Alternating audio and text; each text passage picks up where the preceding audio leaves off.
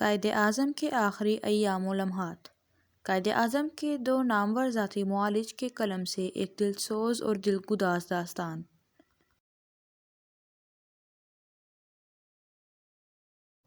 وہ ایک مسحری پر دراز تھے، نحیف و کمزور جسم لیکن باوقار اور پرجلال چہرہ، آنکھوں میں بلا کی چمک اور ہونٹوں پر ہلکی سی مسکراہٹ۔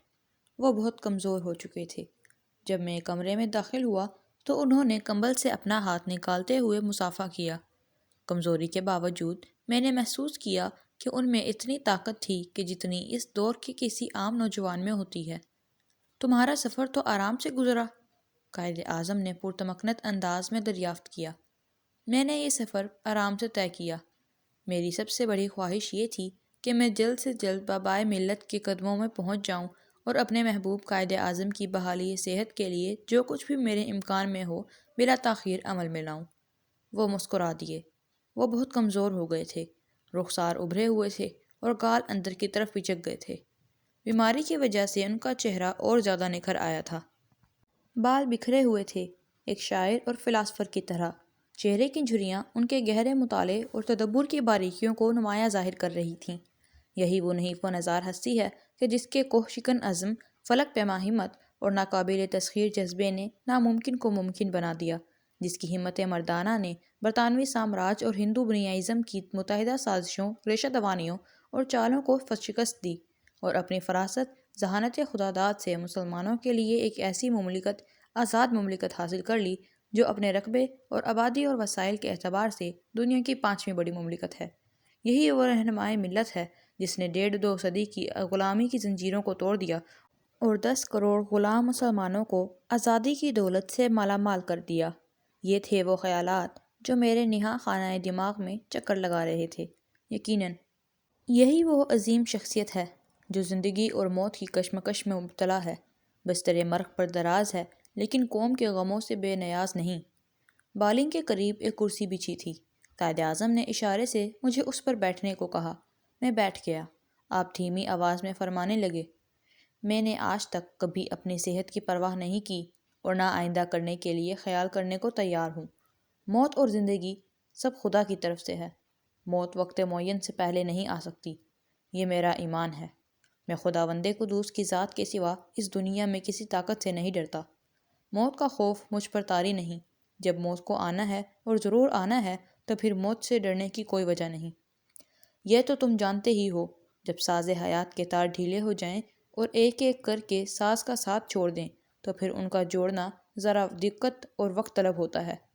مجھے یہ کہنا ہے کہ آپ میری بیماری کے متعلق تمام صورتحال سے آگاہ کر دیں کہ مجھے کیا بیماری ہے، کس حد تک بڑھ چکی ہے۔ میں یہ اس لیے پوچھ رہا ہوں کہ ہر مریض کو اپنے معالج سے یہ دریافت کرنے کا حق ہوتا ہے۔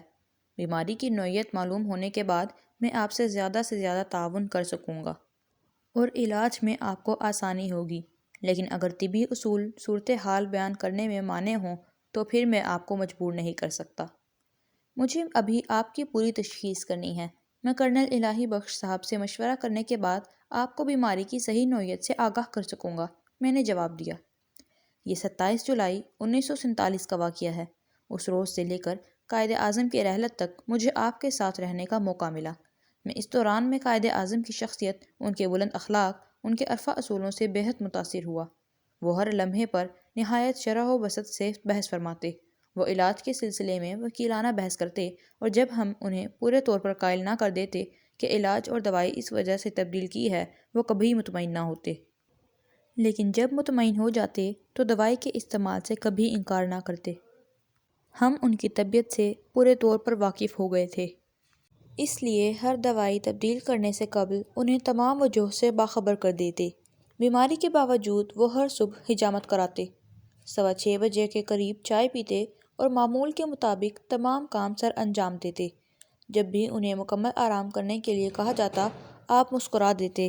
آپ فرماتے، میں اپنی سال ہر سال کی عادات کو ترک نہیں کر سکتا۔ مس فاطمہ جناح اپنے محبوب بھائی کی تیمارداری میں دن رات منہمک رہتیں۔ وہ کئی راتیں جاگ کر گزار دیتی تھیں۔ قائد اعظم اگر شمع تھے تو محترمہ مس فاطمہ جناح اس شمع کی پروانہ تھیں۔ وہ دن رات پورے انہماک سے قائد اعظم کی تیمارداری میں مصروف رہتیں۔ وہ ان کا بہت خیال رکھتی تھیں۔ انہوں نے اپنی زندگی، اپنا چین آرام سب کچھ بھائی کے لیے وقف کر دیا تھا۔ چند دنوں کے علاج کے بعد آپ کی صحت بہت اچھی ہو گئی، بھوک بھی زیادہ لگنے لگی اور چہرے پر خون بھی دوڑنے لگا۔ اب آپ اکثر مختلف موضوعات پر بحث کرتے، اکثر مسائل پر روشنی ڈالتے اور ہم ان کے خیالات سے مستفید ہوتے۔ ایک روز آپ باتوں باتوں میں فرمانے لگے، پاکستان ایک زندہ حقیقت ہے، ایک ایسی حقیقت جس کا دشمن اور دوست سب ہی اعتراف کرنے پر مجبور ہیں۔ پاکستان بن چکا ہے، پاکستان کا مستقبل درخشندہ ہے۔ میری روح کو تسکین ہے، میرے دل کو اطمینان ہے کہ برعظیم ہند میں مسلمان غلام نہیں بلکہ ایک آزاد قوم کی حیثیت سے آزاد مملکت کے مالک ہیں۔ آج وہ ایک ایسی مملکت کے مالک ہیں جس کے وسائل و ذرائع لامحدود ہیں۔ آج ان کا اپنا وطن ہے، آزاد اور خود مختار وطن، جس کی ترقی کے شاہراہیں وسیع ہیں، جس کا مستقبل روشن ہے۔ انشاءاللہ مستقبل قریب میں پاکستان دنیا کا عظیم ترین ملک بن جائے گا۔ کسی قدر توقف کرنے کے بعد آپ فرمانے لگے، جب میں یہ محسوس کرتا ہوں کہ میری قوم آج آزاد ہے تو میرا سر عجز و نیاز کے ساتھ فراوانی سے بارگاہ رب العزت میں سجدہ شکر بجا لانے کے لیے فرط انبساط کے ساتھ جھک جاتا ہے۔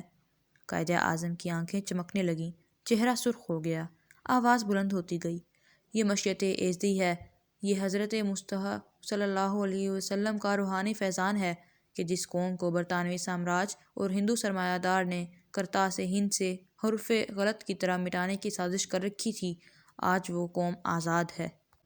اس کا اپنا ملک ہے، اپنا جھنڈا ہے، اپنی حکومت اور اپنا سکہ ہے اور اپنا آئین و دستور ہے۔ کیا کسی قوم پر اس سے بڑھ کر خدا کا کوئی اور انعام ہو سکتا ہے؟ یہی وہ خلافت ہے جس کا وعدہ خداوند تعالیٰ نے رسول اکرم صلی اللہ علیہ وسلم سے کیا تھا کہ اگر تیری امت نے صراط مستقیم کو اپنے لیے منتخب کر لیا تو ہم اسے زمین کی بادشاہت دیں گے۔ خدا کے اس انعام عظیم کی حفاظت اب مسلمانوں کا فرض ہے۔ پاکستان خداوندی تحفہ ہے اور اس تحفے کی حفاظت ہر پاکستانی مرد و زن، بچے، بوڑھے اور جوان کا فرض ہے۔ اگر مسلمان نیک نیتی، دیانت داری، خلوص، نظم و ضبط اور اعمال و افعال صالح سے دن رات کام کرتے رہے، ان میں بدی، نفاق، جاہ طلبی اور ذاتی مفاد کا جذبہ پیدا نہ ہوا تو انشاءاللہ وہ چند سالوں میں ہی دنیا کی بڑی قوموں میں شمار ہونے لگیں گے۔ ان کا ملک امن و آشتی، تہذیب و تمدن، ثقافت و شرافت کا مرکز ہوگا اور اس کی حدود سے ترقی کی شعاعیں نکل کر سارے ایشیا کی رہنمائی اور رہبری کریں گی اور ایشیا کو امن و آشتی اور ترقی کا راستہ دکھائیں گی۔ قائد اعظم بڑی تیزی سے، جیسے کسی دریا کا بند ٹوٹ گیا ہو اور پانی ٹھاٹھے مار رہا ہو، فرما رہے تھے۔ ایسا معلوم ہوتا تھا کہ فصاحت و بلاغت کا سمندر ٹھاٹھے مار رہا ہے۔ یہ پہلا دن تھا کہ انہوں نے پاکستان کے متعلق اس قدر تفصیل کے ساتھ بات چیت کی۔ دیر تک بولتے رہنے کی وجہ سے وہ تھک گئے تھے، اس لیے لیٹ گئے اور ہم کمرے سے باہر نکل آئے۔